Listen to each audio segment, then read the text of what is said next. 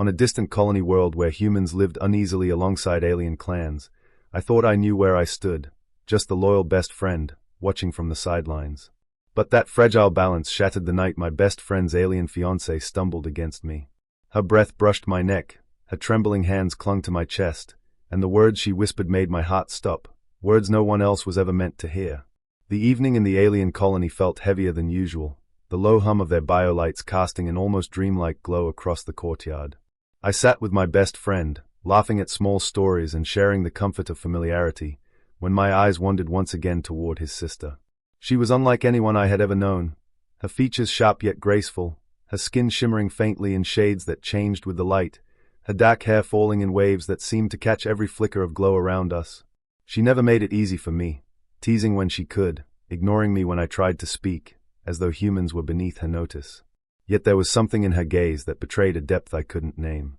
The night grew quieter, the laughter fading into soft murmurs, and as everyone settled deeper into relaxation, I leaned back to breathe.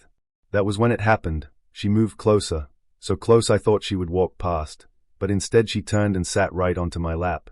My whole body froze, my breath caught in my throat, and for a heartbeat I couldn't move at all. My best friend hadn't noticed yet, caught in a conversation across the room. My hands hovered uselessly at my sides, unsure if I should shift her off or simply sit there. Her weight was light but grounding, her warmth pressing through the thin barrier of cloth between us. I whispered her name, uncertain, my voice a strained mix of confusion and nerves. She only tilted her head slightly, her long hair brushing my jaw as though daring me to speak louder. My heart thudded like a war drum, awkwardness and heat spreading in equal measure. I managed to ask her what she was doing, my words stumbling over themselves. She didn't laugh or tease like I expected. Instead, her voice was low, almost trembling, carrying a seriousness I had never heard from her before. She told me this act wasn't random or careless, that in her culture sitting on someone's lap wasn't casual at all. It was a ritual, ancient and sacred, performed only when trust and hidden feelings were too strong to be denied. My chest tightened at her explanation. I wanted to pull away, to stop this before it went too far, but my heart was racing too quickly to obey logic. Guilt gnawed at me. This was my best friend's sister, someone who should have been off limits, a line I should never cross. Yet as she sat there, her body trembling just enough for me to feel, I realized this wasn't some game to her. She was revealing something private, something raw, and she had chosen me. I didn't know if I was worthy of that kind of trust. I didn't know if I wanted it, but I couldn't look away. Her hands rested gently on my chest, fingers curling as if afraid I would vanish if she let go. Her eyes lifted to mine, shimmering with unspoken emotions, and for the first time she didn't look like the untouchable sister of my best friend.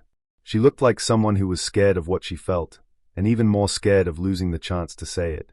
I swallowed hard, caught between friendship and desire, duty and the rush of feelings rising too quickly for me to control. Her voice shook as she spoke again, softer now, confiding in me truths she had buried. She said I wasn't like the others. Her kind had always viewed humans as reckless, fragile, loud. But me, I had treated her family with respect, had listened when no one else cared, had shown patience when she had pushed me away. She admitted that every time I smiled, every time I looked at her without judgment, something inside her shifted.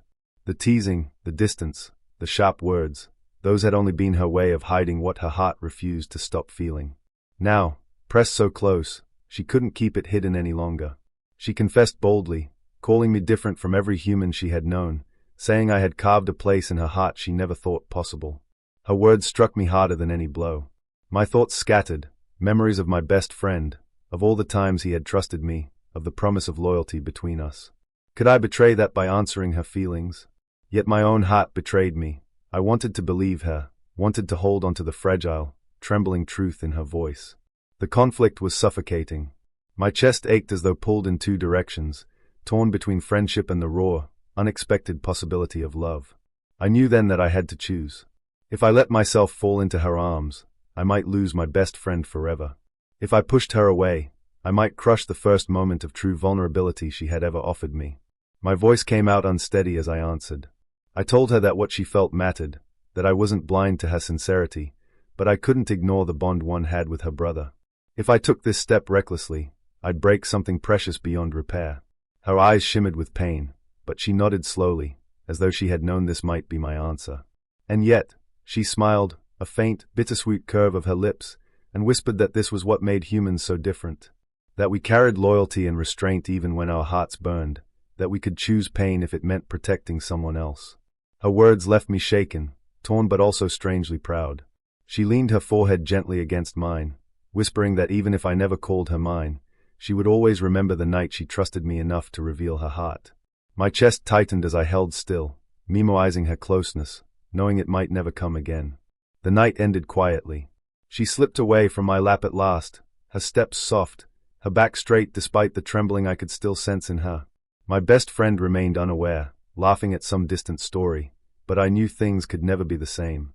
I watched her leave, my chest hollow yet full, broken yet strangely alive.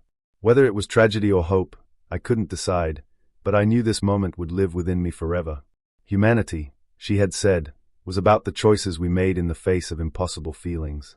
And in that moment, I understood that maybe, just maybe, that was our greatest strength.